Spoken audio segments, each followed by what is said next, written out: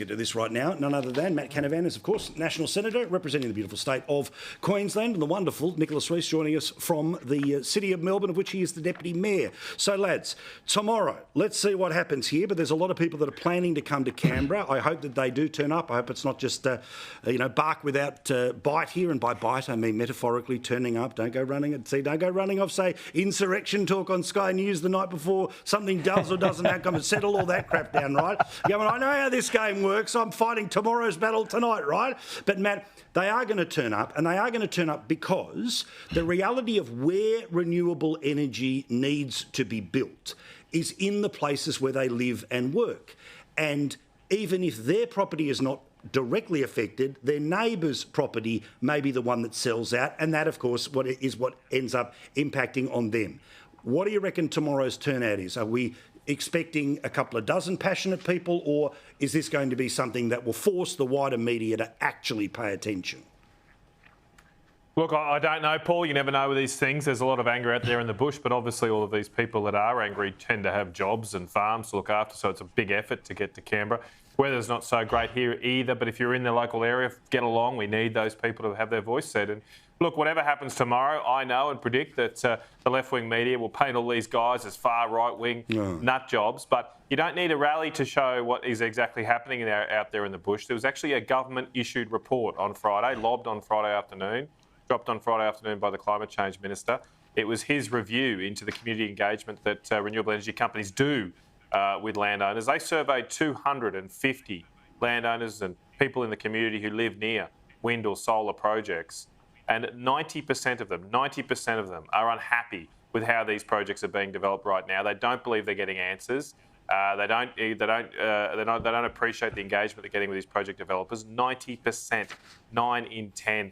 I mean, you would find, I reckon you'd find more support in central Queensland for the New South Wales Rugby League team than you would for renewable energy right now. Well, let's talk about that report, because let's have a look here, right? 92% of respondents say they're dissatisfied with the extent to which project developers engage the local community. 85% of respondents say they're dissatisfied with the explanations that are provided to them. 89% of respondents said that the information they received from project developers was not relevant, and 85% of people said that their concerns were not addressed in a timely manner. This is the whole game, Nicholas. Now, these people have every valid concern to turn up, and they're doing it because it's their part of Australia that is being changed forever. What do you say to these people?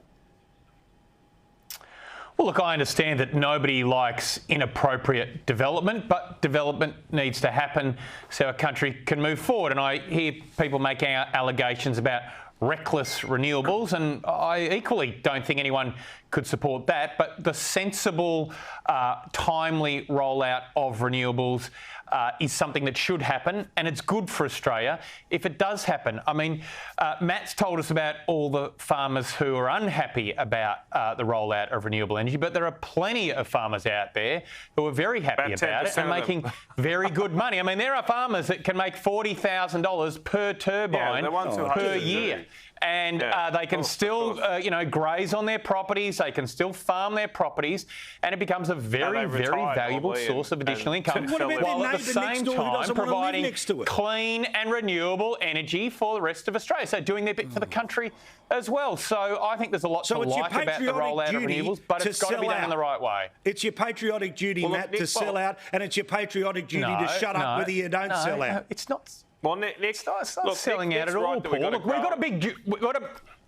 Go, Matt. We've got a big job to do as a country with the transition to renewable power, and farming Australia got a role to play. We've all got a role to play. They didn't vote for it. Instead, they're being directly punished because they vote for the members who don't want this transition at this speed, Senator. Well, Nick's right. We've got to grow and develop. The problem is we shouldn't be destroying the environment in the process. I mean, one of these particular projects, the Kalapa Wind Farm, it will generate about a tenth of the electricity of a coal-fired power station that is just around the corner from that wind farm, except it takes up 10 times the land area. So 10% of the power for 10 times the land area destroyed than the coal-fired power station. And if you went for a nuclear power station, you'd be another tenth less impact on the environment. And so I get really frustrated here with all these so-called environmentalists. We're going to save the planet by killing the environment. We're going to apparently try and save the polar bear by killing koala bears. It doesn't make any sense, Nick.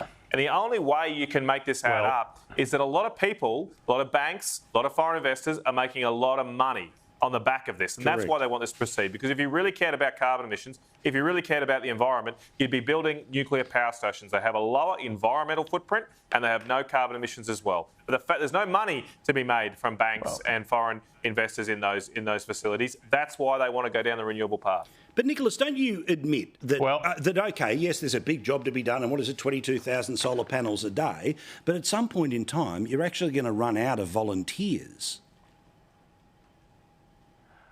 No, I think Australia's a huge country and there have been numerous studies done on this, and we have not only the capability of generating plenty of renewable power for Australia and Australians, but we've got the capacity to become a international renewable energy superpower and power other nations in our region. I mean, you can do offshore wind as well, which is proving hugely popular in Europe, and I think it's got huge prospects it's a failure in Australia. Everywhere. And I do think offshore actually that's where a lot more effort should be made. I mean, Matt, I reckon you're a great bloke, but I'm sorry, you're just ideologically blinded when it comes to debating renewable power because you're just so in love with coal. You're just so enraptured by coal. You're so enamoured by coal that you can't see that the world is moving on. And, you know, you can keep there saying, you know, trumpeting about the advantages of coal, but the truth is that renewable energy is once it's installed, it's free, it's clean, and we need to do it because it's better, more efficient, and it's going to help the planet as well. All right, Nick, I've got one for you here, right?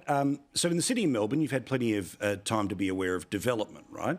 And there are these fine moments where you have to decide whether a development goes ahead because you think there's going to be some economic benefit, or there's a huge community response because they don't want that building in that place, or they don't want that thing redeveloped in that size, right? It's not a 100-to-1 scenario where you always back the development. There are times when you end up backing the locals. Surely there are some scenarios here where if people are this angry and between 85 and 92% of people are saying that the consultation process doesn't work, then there is a problem with the way we are rolling this out. Would you admit that at least?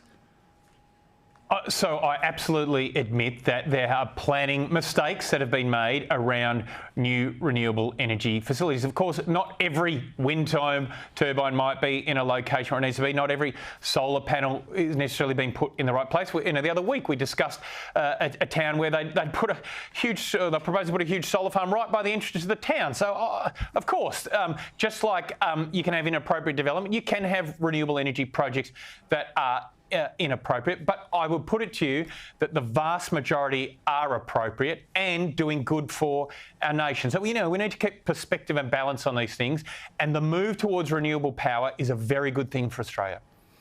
But again, Matt, what we will see tomorrow is going to be that perfect example about how the media engages, right? I mean, I remember when your colleague and our friend, Senator Jacinta Nampijinpa-Price, literally brought people from the middle of the country to Canberra to tell their stories about how organisations had looked them over. She literally went organisation to organisation to organisation, not interested. They don't want the chat, right? We know that tomorrow, if some of these people outside end up on the inside of the parliament and somebody yells out liar, then we'll have stories instantly off into which Nationals MP signed in the person who yelled liar in the parliament. Like, you can see that the deck is stacked against people so much so that they feel they have to come to Canberra, and even when they come to Canberra, they're not going to be treated in the same way that previous protests out the front of Parliament are counted.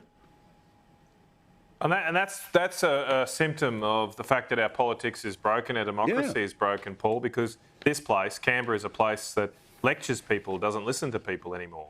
I mean, when these people come here, they'll get a lecture from the Labor Party, from bureaucrats saying, you don't know how good you've got it. This is fantastic. This renewable energy is so good. What are you complaining about? These are the same people that would never have a wind turbine or a solar farm in their backyard. They'd never agree to that.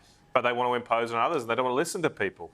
And we're going to continue to divide and be divided as a country unless we start listening to people, listening to those people who are upset with the voice proposal. There was no listening to it. That people just rammed on with the proposal. Well, say you'll like it or hang on. I mean, I'm sorry. Well, hang on. That's why they lost, Nick. And the same thing's going to happen here. Unless you listen to people, you're going to lose this. They will.